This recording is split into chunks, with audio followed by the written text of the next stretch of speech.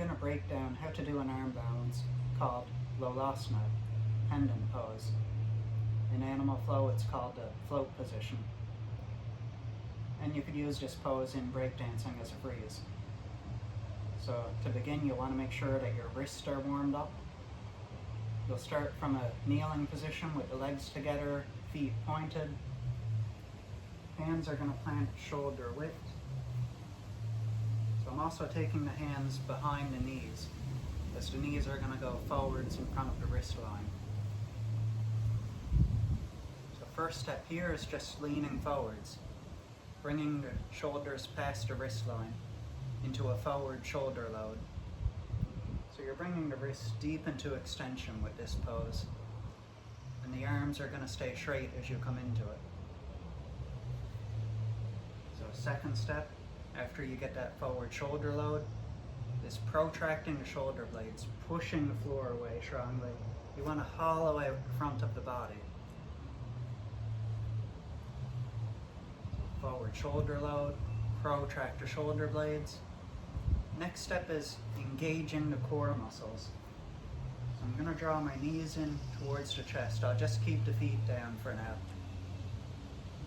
Pushing the floor away, engaging the core, drawing the knees in. So you're almost into the pose at that point. The last step is to lift the feet. So all of your weight comes into your hands.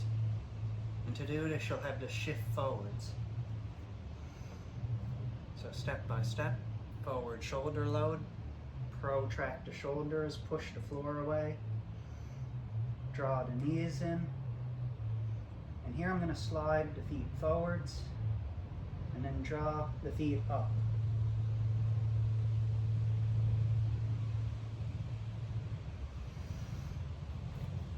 So you're drawing the heels towards the hips and knees towards the nips. That's one way to help remember it. So one more time.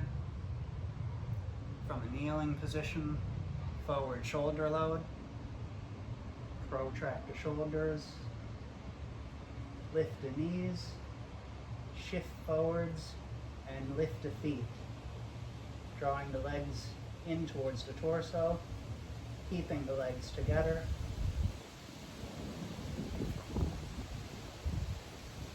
Softly lowering back down. You'll also want to cool down the wrist after that one for sure. So one good counter stretch is a reverse namaste position. Backs of the hands together from the fingers up to the wrist. You're going to draw the elbows down as you lift the wrist up. But if the backs of the wrists start to peel apart, you've gone too far. I want to keep the backs of the hands pressing in towards each other. And hold for at least 30 seconds. So here, bringing the wrist into flexion, giving a counter stretch.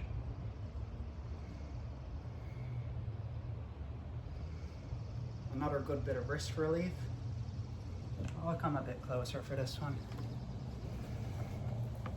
So you want to take the wrist, index finger and thumb of the other hand's going to wrap around the wrist, and you're just going to squeeze in.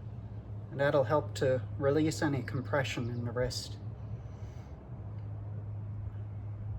Repeating on the other side, wrapping the hand around the wrist and squeezing in.